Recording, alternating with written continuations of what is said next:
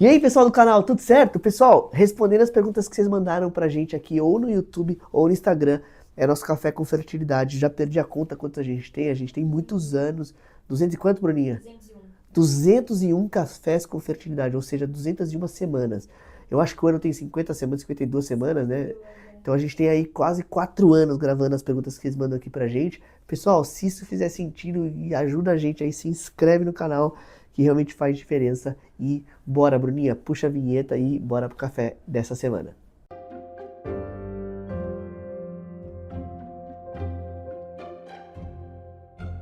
Vamos lá, aproveita aí, senta, pega um cafezinho e vamos para as perguntas de hoje. Tati Rodrigues mandou o seguinte: como faz para fazer transplante de útero? Pessoal, o transplante de útero é uma coisa assim que no Brasil está evoluindo muito lento, né? Existia mais de um grupo, nosso grupo e mais de um grupo fazendo, e a gente percebeu até alguns problemas entre essa comunicação, e aí não evoluiu muito bem, né? No ponto de vista de quantidade de pessoas fazendo transplante.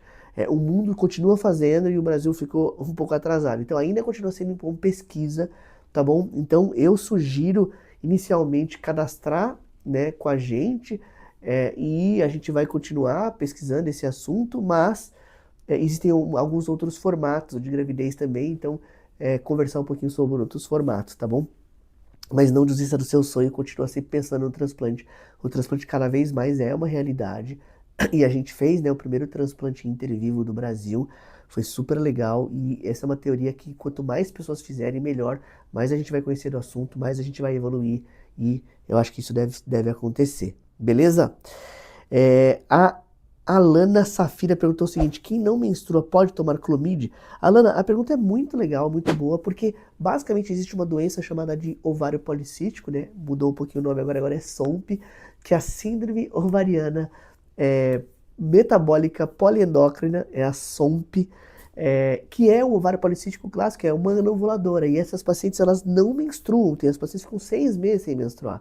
E sim, elas podem tomar Clomid, inclusive é uma das formas de tratamento.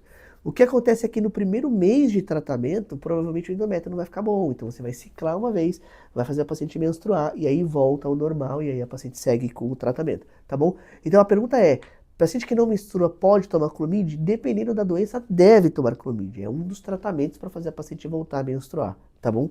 E aí tem outras coisas, né? Perder peso, tem outras coisas relacionadas ao tratamento da síndrome ali que devem ser feitas, beleza? Alana, isso, muito obrigado pela pergunta, viu? Se inscreve no canal aí, se você for Alana e estiver vendo as respostas, se inscreve no canal. A Marina Mari perguntou o seguinte: quem tem endometriose consegue engravidar naturalmente? Pessoal, assim, eu gosto muito do Café com Fertilidade porque as perguntas fazem todo sentido do mundo. A gente fala muito sobre endometriose e fertilidade, mas a realidade é que se você tiver endometriose, você tem uma chance maior de engravidar do que não de engravidar. Luiz, tá ficando maluco? Você só faz isso, endometriose e infertilidade, pacientes que querem engravidar, que precisam fazer FIV. O que eu quero dizer com isso? Se você tem endometriose, você tem 60% de chance de engravidar naturalmente. E você tem 40% de chance de não engravidar. Esses 40% de chance de não engravidar é muito alto. É bem mais alto do que na população, por exemplo, que seria uma porcentagem de 10%, 15% por outras causas. Então, a endometriose é sim uma causa de infertilidade, mas não é uma sentença de não conseguir. O que eu quero dizer? Ainda 60% das pacientes vão conseguir engravidar naturalmente. Então, é mentira dizer que toda paciente com endometriose é infértil. Essa não é verdade, essa frase. Então, eu vou falar algumas frases que eu sempre falo em aula, que eu acho que vão resumir um pouquinho isso. Não é verdade que toda paciente que tem endometriose é infértil, não é. Mas é verdade dizer que a endometriose pode causar infertilidade. E também é verdade dizer que as pacientes com endometriose têm mais chance de serem infértil. Todas essas frases são verdades, mas não são todas, tá bom? Eu acho que com essas frases a gente consegue resumir bem se a paciente com endometriose consegue engravidar naturalmente ou não. Agora tem um detalhe: se ela tem endometriose e é infértil, o que significa? Ela tem endometriose, ela sabe que ela tem. E ela já tentou engravidar um ano e não conseguiu, aí ela entra em outro capítulo, que chama endometriose e infertilidade. Ou seja, tem endometriose e já tentou engravidar por um ano e não consegue. Aí sim, essa paciente precisa de tratamento. Pouco provável que ela vá conseguir engravidar naturalmente.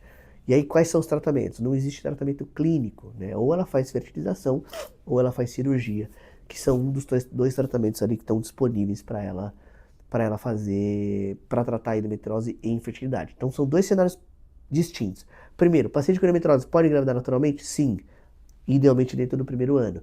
Se ela se tornou infértil, vale uma análise específica para ver o que ela precisa fazer para ajudar ela a engravidar. Beleza? Pessoal, pelo vídeo de hoje era isso. Queria agradecer demais vocês que mandam as perguntas aqui pra gente. Se inscreve no canal, compartilha, comenta. Ajuda demais aí o canal. E vejo vocês nos próximos vídeos. Valeu!